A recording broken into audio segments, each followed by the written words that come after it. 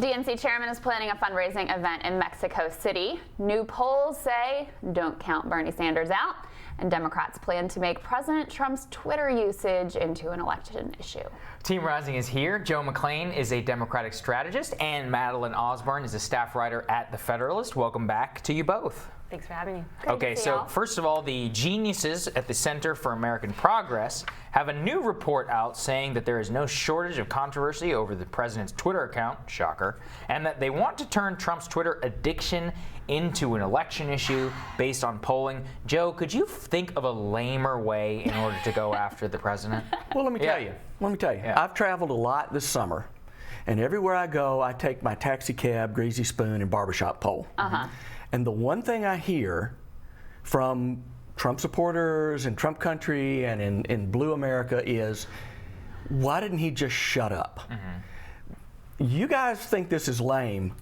I've been out all over America talking to people this summer, and the American people just wish he would shut up and do. Even people who like him, even people, and I hear this all over the place, even people who say, you know, I really like what he's doing with the courts, and I like what he's doing with China, which is going to be a disaster long term. Even they like that stuff. They just say, would you just please shut up? But because Joe, they know that he's so thin-skinned that he's paying attention to these little political slights, and he's worried about buying Greenland. Yeah, but Joe, and he's not They succeeding. knew that when they voted for him the first time. He's been tweeting like this since 2011, and they still voted for him. They still voted right, for Madeline? him. Yeah, and you know what? Okay, so for a couple things, I have a philosophy about this. People say they don't like the Twitter habit, but I think in reality, people actually like about this president, the people that support him, like about him that he says the things that you're not supposed to say. That is actually part of his appeal with his base. That's number one. Number two, the people who don't like the Twitter habit, sure, but do they care more about that or more about like having health care and a livable wage and maybe like union backing and things that actually affect their lives? Like, it's not complicated. Run on the issues, on economic issues. People support the Democratic position. To me, I'm like, this is insanity. It's exactly what we tried to do and failed to do last time around.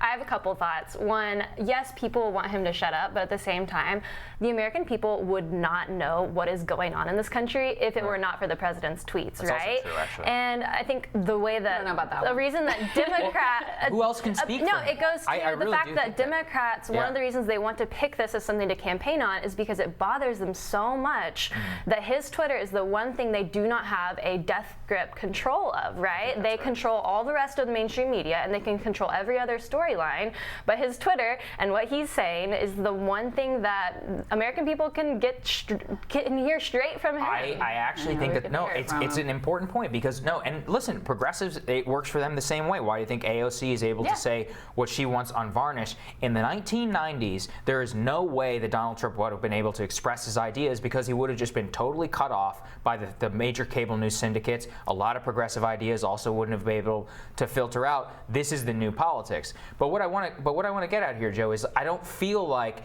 this Twitter stuff is baked in. Everybody already knows it. People who vote for him, they knew exactly the first time around.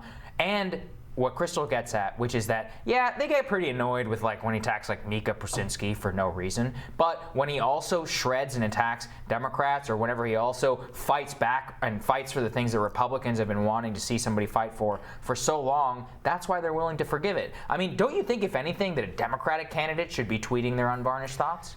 I think they should, and I also think that you mistake what's going on here a little bit. You have to. There are two sides to every campaign, right? You have to have people. You have to give people a reason to vote for you, and you have to give people a reason not to vote for the other guy. Yeah. Okay. And what Cap is saying here, and what this research shows, and what my little greasy spoon barbershop poll also shows, is that the most effective negative on Trump may be that he's wasting time with these petty ideas, offensive things that he says, and not tending to the nation's business, that is not a much being more effective. potent attack, I think. Well, I think that's what they're saying. Yeah, well, But no. the See, other that's thing a is, little like, different. you know, what riles the sort of, you know, educated white liberal elite that dominate the news media is like his uncouth and vulgar language. Like, it offends their sensibilities, right? No, and they so all it use gets the same language. yeah. And look, I mean, I'm not excuse it. Like, Yeah. I'm not good with him saying what he said about Mika Brzezinski and whatever. Like, it's horrible, right? No one is. But that's the thing. But you know, but it also isn't as horrible as like keeping kids in cages, for one example. And so there's this news media fixation on it, and I get that people don't love it, but you know, the other piece here, just from a political strategy point of view, is if you center your attacks on Trump around his tweets, you're handing power over the narrative, even more power over the narrative to him, which is exactly the mistake that was made last time around. Hillary Clinton decided, we're going to make this into a personality contest. We're going to attack him for every petty, vindictive, nasty thing that he says, rather than leading with our own ideas and issues. And Yeah, people don't care. we see how it turned out. They are feeding off of it, because the alternative would be he doesn't tweet, then what do they respond to, right? And the other thing is like it creates the fixation of the media. This turns it once again into a referendum on Trump behavior or not behavior. It's not forward-looking. But I also want to talk here about the Mexico. You have to have your own vision. I mean, that's the bottom line, is you've got to lead with a different vision that is better than what he's offering. Absolutely. So the DNC has also made the decision to go to Mexico City to try and raise money from American citizens there. Now, Joe, I just feel like this is one of those things where, okay, is it legal? Yeah. Is it normal? Probably. But going to Mexico City to raise money just seems like a $100 million gift in negative ad revenue in order to the Republican Party. Democrats raising money in Mexico. I mean, I can't think of a greater gift to the Trump campaign. Really? Yeah. When the Russians are funneling Russian money through the NRA? Yeah, but people don't particularly care about that. Well, they won't care about this either. Yeah. Let me tell you, You really don't think so? I've been 35 years in campaigns. I've run a ton of campaigns, raised a lot of money. You would think, and it polls well, right? I mean, when you ask people about money in politics, it polls out the roof. When it comes down to election day, they don't care. They don't care where you get the money. They never have. I've actually run campaigns on dirty money on the other side. Nobody cared. Interesting. They didn't care. You have your own record of failure in this Department of Justice. Yeah, absolutely. I think you're right. I think that people don't. don't care, but I think that it is a little embarrassing for Democrats, right? The RNC just had a record-breaking July where they brought in over, I think, 20 million in the Trump campaign. So it's just embarrassing that they're having to cross borders to look for money. It's weird. I mean, look, I'm not no DNC odd. defender, as you all well know. However, I mean, look, Americans live abroad.